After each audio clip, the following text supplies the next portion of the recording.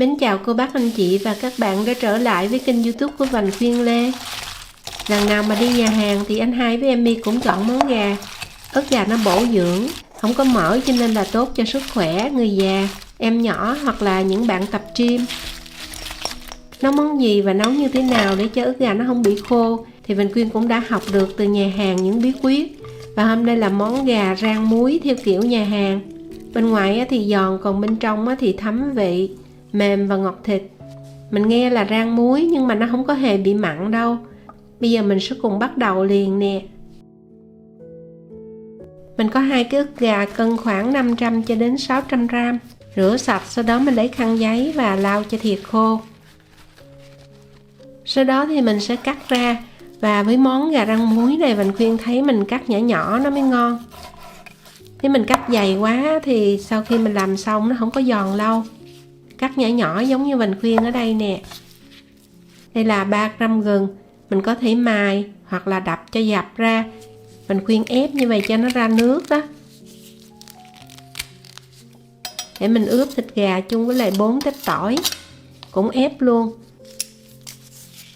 Tỏi với gừng nó sẽ giúp cho gà nó thơm.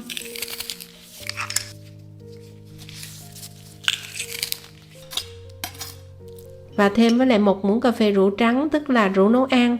Mình cũng có thể lấy vodka cũng được luôn. Sau đó mình sẽ trộn đều và để đây trong vòng 5 phút.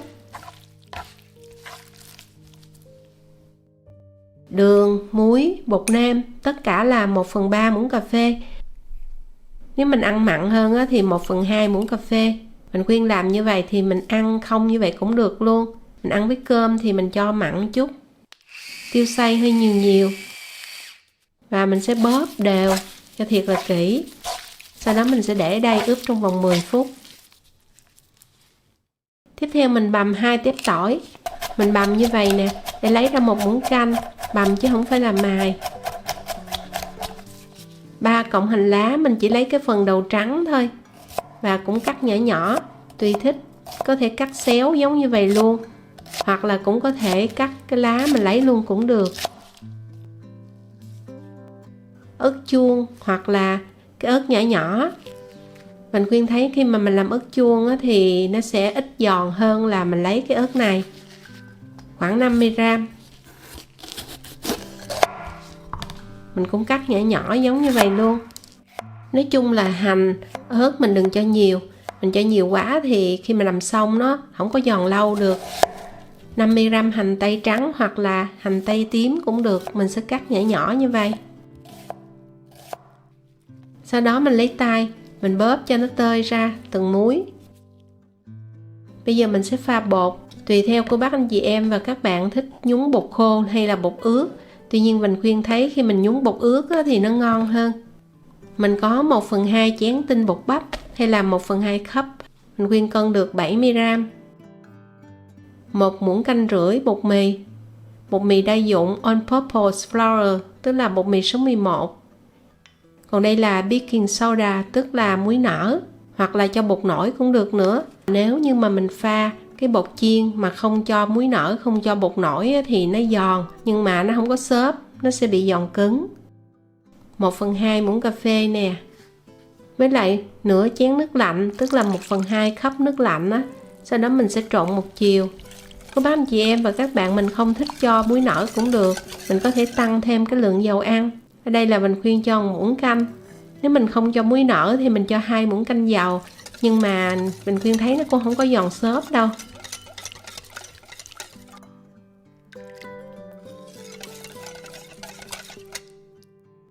Đủ 10 phút. Sau khi ướp gà thì bây giờ mình sẽ cho dầu vô nồi chiên.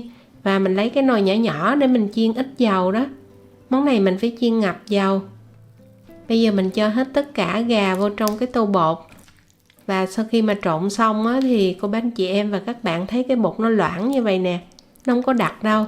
Nếu mà mình quậy bột mà bị đặc khi mình chiên xong nó nhanh mềm lắm. Với lại cái món này đừng có chiên nhiều bột. Mình chỉ áo một lớp mỏng bột thôi. Mình sẽ chiên 2 lần. Lần đầu tiên là mình chiên 160 độ C, tức là khoảng 320 độ F. Kiểm tra mình sẽ thấy cái bọt nhỏ nhỏ nó nổi lên. Mình sẽ chiên ngập dầu để cho gà nó không có bị hút dầu và nó giòn lâu nữa. Lần lượt mình sẽ thả vô chiên và mình đừng có chiên nhiều một lần. Mình chiên ít ít thôi, vài ba miếng.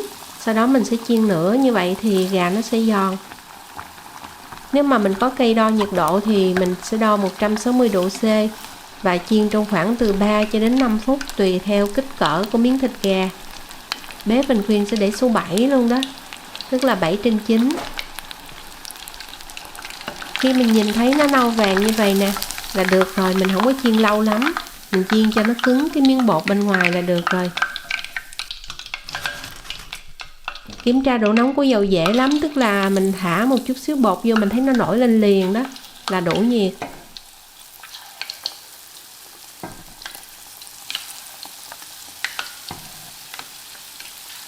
Mình sẽ chờ ở đây cho đến khi nào mình thấy nó hơi nổi lên thì lấy đũa mình đẩy để cho nó tơi ra từng miếng gà như vậy đó.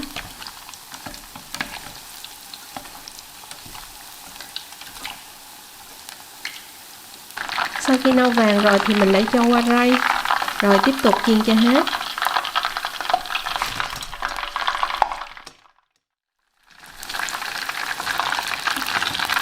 Giòn rụm luôn. Nhưng mà mình sẽ chiên lần 2, bây giờ mình phải chờ ở đây cho thiệt là nguội.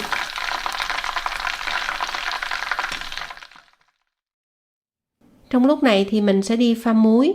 Mình có ở đây là 1/2 muỗng cà phê muối, 1 muỗng cà phê rưỡi đường. Nếu mình ăn mặn thì mình cho 1 muỗng cà phê,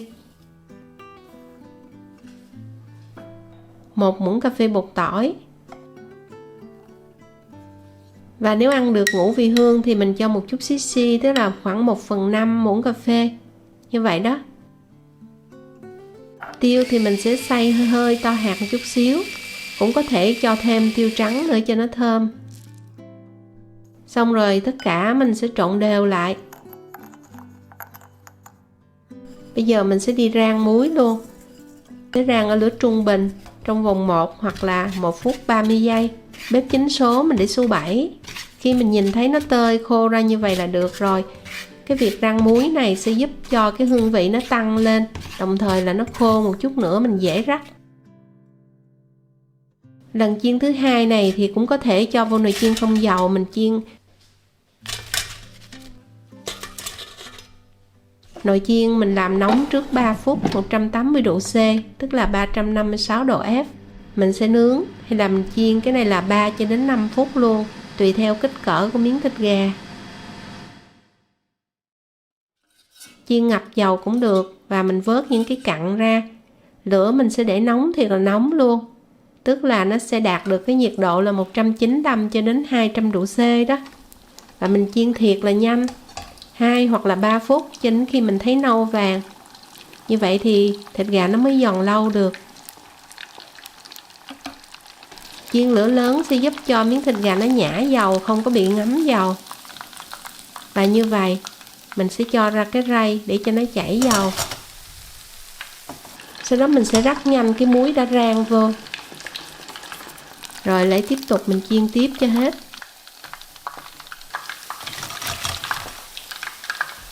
Ngay khi miếng thịt gà còn nóng thì mình sẽ rắc nhanh muối vô luôn, như vậy nó sẽ dễ thấm hơn.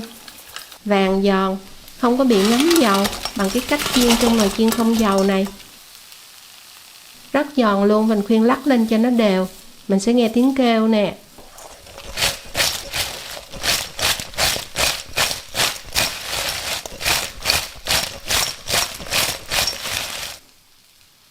Bây giờ mình sẽ cho 2 muỗng cà phê dầu ăn vô trong chảo. Tỏi bằm mình cho vô luôn và mình sẽ đảo qua chờ cho thơm. Hơi nâu vàng một chút xíu như vậy nè. Lúc này mình sẽ cho ớt chua. Đảo nhanh qua, tức là mình xào cho nó hơi bắt đầu trong nhẹ. Rồi mình sẽ cho hành tím, hành tây tím đó. Mình cũng đảo nhanh, đừng đảo lâu quá nó sẽ mất cái độ giòn. Cuối cùng là mình cho hành lá nè. Gia vị lúc nãy mình khuyên chừa chút xíu, bây giờ mình cho vô đây luôn. Để cho ớt với hành nó có vị. Và đảo thiệt nhanh qua như vậy. Vài giây là xong.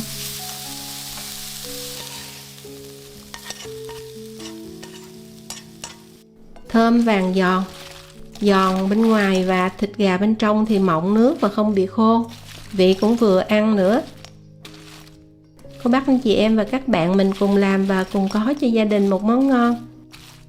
Nhớ đón coi video Vành Khuyên chia sẻ các món ngon vào thứ Ba, thứ Sáu và thỉnh thoảng Chủ nhật hàng tuần. Và đừng quên đăng ký kênh để nhận thông báo vào xem video sớm nhất. Nếu thích thì có thể bấm like, chia sẻ video này cho nhiều người cùng xem và cùng có món ngon. Vành Khuyên xin cảm ơn và xin chào, hẹn gặp lại ở video kỳ tới.